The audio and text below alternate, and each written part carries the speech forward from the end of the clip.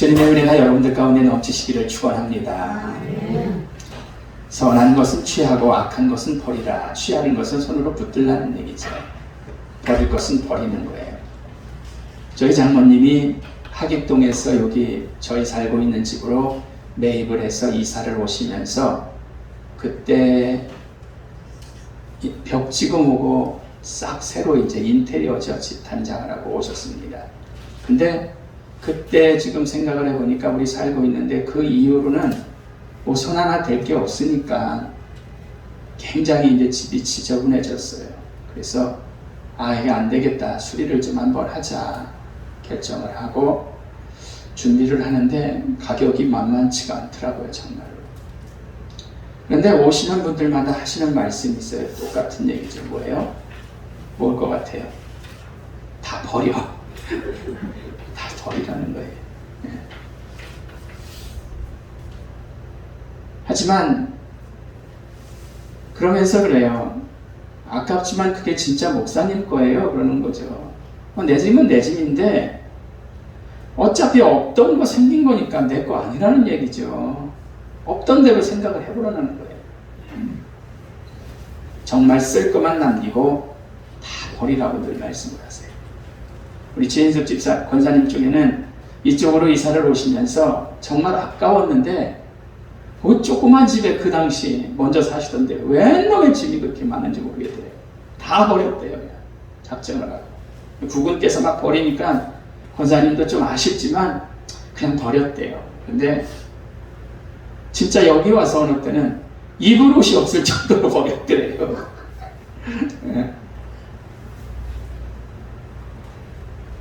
하도 버려서 진짜 그렇게 된 그런 상황까지 간 거죠. 여러분 맞습니다.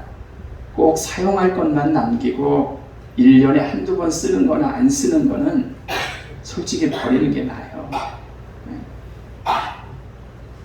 근데 사실 짐이 쓸데없이 우리가 많아요. 그죠? 그렇기 때문에 버려야 되는 거예요. 막상 버리고 나면 시원하다고 합니다. 그래서 안 쓰는 거, 아닌 거는 진짜 버려야 돼요. 우리가 지금 가만히 생각해 보면은 20년 전, 30년 전에 살던 거 생각하면요. 지금 길거리에 그냥 딱지 붙여서 버리는 거 보면은 우리 집에 있는 것보다 더 새 거고 더 좋은 것도 많아요. 그래도 어때요? 버려야 된다는 거죠. 그런 거 자꾸 주워오다 보면은 잠잘 틈바구니도 없어져요. 짐만 늘지. 우리의 삶 속에서 꼭 사용해야 할 것은 간단히 갖추고 또 언젠가는 사용한다고 하더라도 1년에 한두 번 사용되는 것이라면 과감하게 버리는 게 진짜 중요하다고 합니다. 안 쓰는 건 안 쓰는 거거든요. 그거 붙들고 있으면 뭘 할 거예요? 아까워도. 오늘 본문에서 사도 바울은 권면을 합니다. 이 버리라는 게 짐 버리는 거와는 좀 다르지만 어쨌든 버린다라는 관점에서 본다면 놔두면 쓸 것 같아서 버리는 게 아까워서 집에 쌓아놓듯이 악은 재미있고 즐겁고 신나는 일이기 때문에 그거 안 버린단 말이에요. 우리가 나쁜 짓해서 돈이 생기고 나쁜 짓해서 뭐가 된다니까 이거 재밌거든요. 그러니까 안 버려요. 우리가 헛된 짐 쌓아놓듯이. 좋은 것은 취하고 악은 모양이라도 버리라는 그런 말씀이죠. 안 쓰는 짐을 쌓아놓으면 정신없는 거로 끝나지만 죄는 안 되죠. 사실 집에 짐 쌓아놓는 것. 그 죄 때문에 지옥의 자녀가 되는 것이 결과기 때문에 나쁜 것, 못된 것, 죄인 것은 모양이라도 버리라는 거죠. 생각만 한다거나 조금 죄를 넣고 이 정도는 괜찮겠지라고 생각한다면 전혀 오산이에요. 왜? 뭐 때문에? 모양이라도 버리라고 성경은 말씀을 했거든요. 오죽하면 우리만의 바늘도둑이 소독이 된다는 말이 있으니까 자그마한 거 그냥 괜찮겠지 하고 죄 지으면 나중엔 감당 못할 죄인이 되는 거죠. 여러분, 인풋과 아웃풋이라는 게 있습니다. 이게 무슨 얘기냐면은 내가 뭔가를 집어넣으면은 뭔가가 나와야 되는 거예요. 우리말로 말하면 콩 심은 데 콩 나고 팥 심은 데 팥 나는 거지, 콩 심은 데서 팥 나오길 바라면 진짜 안 되는 거예요. 그거는 있을 수도 없는 일이죠. 무엇을 넣는가가 정말 중요합니다. 배춧값이 올랐다고 열무 심어놓은 데서 배추 왜 안 나오나 하고 따지실 거예요. 배추가 납니까? 안 돼요. 무엇을 심느냐, 무엇을 집어넣느냐가 정말 중요한 거죠. 무엇을 넣느냐에 따라서 나오는 게 정해져 있기 때문이죠. 자, 이 얘기를 왜 하냐? 우리 영혼도 마찬가지예요. 한 주간 살면서 내가 죄된 것을 붙들고 버리지 않고 죄된 것을 나에게 집어넣으면 나오는 거는 죄밖에 없어요. 우리가 세상에 거하는데, 좋든 싫든 직장 다니고 이웃과의 관계 속에서 사는데, 이때 싫든 좋든 세상의 온갖 잡것들과 싸우는 그런 가운데 영향을 받고 살게 돼 있단 말이에요. 우리는. 이러한 때에 별거 아니다라고 단정 짓기 전에 마귀의 유혹 같은 것들은 과감하게 버려야 하실 줄로 믿습니다. 단호하게 차단을 해야 돼요. 그런 것들이 죽으면. 요즘은 코로나로 인해서 속회를 못 드리지만 속회에 모여서 늘 험담하는 그런 교회들도 많이 있다고 해요. 비난하는 분들도 있고 남의 욕만 하는 사람들도 있고 모였으니까 쓸데없는 집안에 짐을 버리듯이 내 삶 속에서 버려야 될 것들, 죄가 될 것들, 싹이 될 것들, 이런 것들은 다 파악을 과감하게 하여서 정리하거나 줄여나가거나 죄가 들어올 틈을 주지 말아야 한다는 거죠. 할렐루야. 나는 늘 기도하니까, 나는 늘 성경을 보니까, 나는 원래 썰한 사람이니까, 나는 죄에 끌려 넘어지지 않을 자신이 있어.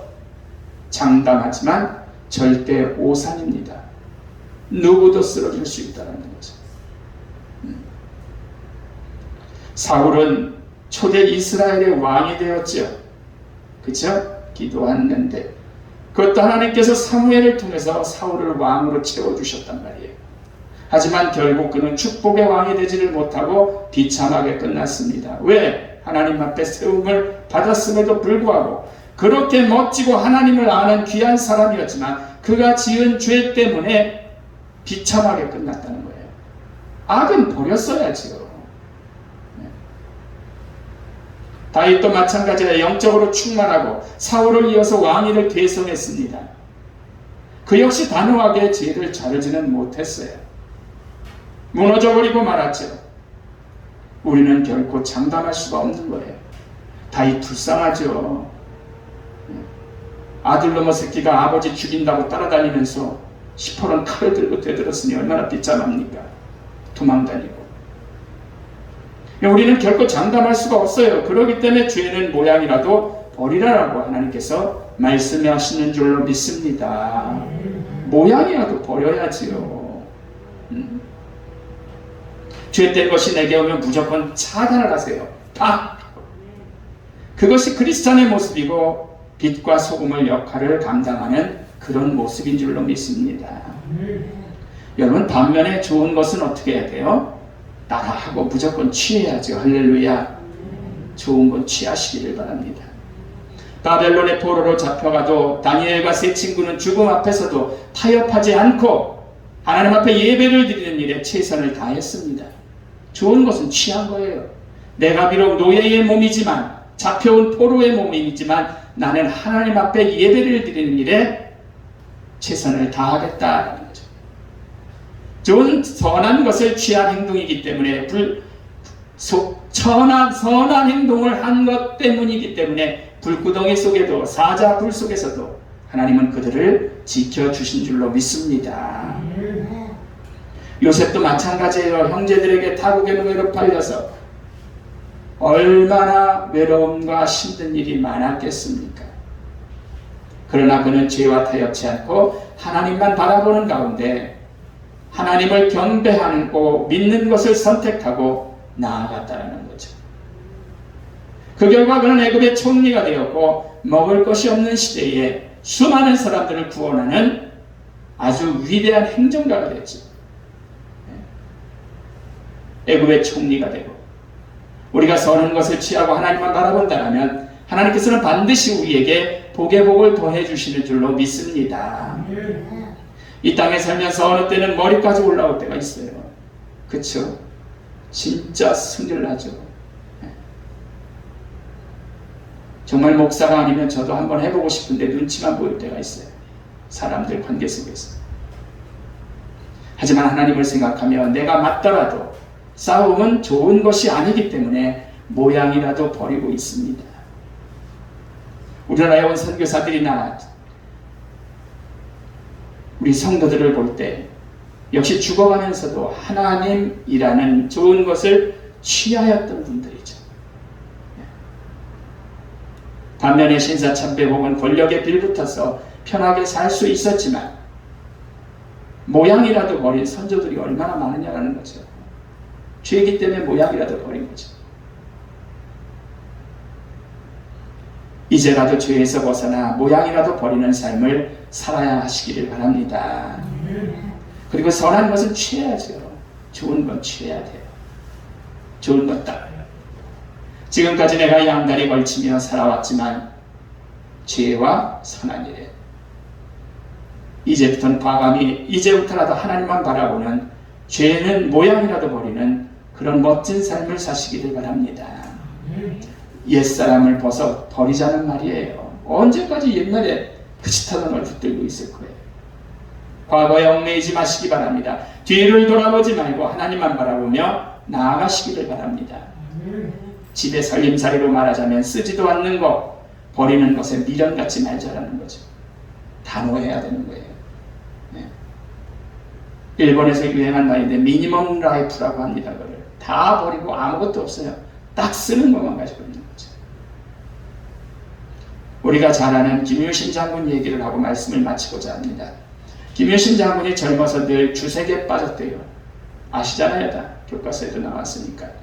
색시집에 가서 술 먹고 즐기는 거예요. 근데 하루는 그의 모친이 치국 평천하를 꿈꾸는 사람이 주색에 빠져서 어떻게 큰 뜻을 이루겠느냐. 큰 장군이 될 사람이. 눈물로 타이를 떼고는 결심하고 술집에 기생집에 가지를 않았대요. 그다음 하루는 전쟁에서 승리하고 돌아오는 중 마루에서 피곤해갖고 졸다 보니까 말이 어디로 갔어요? 우리 주인이 늘 거치는 기생집에 갔죠. 영특한 말이었죠. 똑똑하니까 주인을 위해서 정확하게 배달을 한 거죠. 기생집 앞에서 멈춰섰습니다. 이때 눈을 든 김유신 장군은 말에서 내려서 왜 나를 너 이리로 데리고 왔느냐 하고 호통을 치며 긴 칼을 뽑아서 자기가 사랑하는 애마이지만 목을 쳐서 떨어뜨리고 집에까지 뚜벅뚜벅 걸어왔다는 이야기가 있습니다. 악은 모양이라도 단호하게 버려야 할 줄로 믿습니다. 사랑하는 성도 여러분, 우린 하나님의 작품입니다. 할렐루야. 하나님의 형상대로 만들어진 귀한 보석들입니다. 이제 우리는 우리의 삶이 있는 거예요.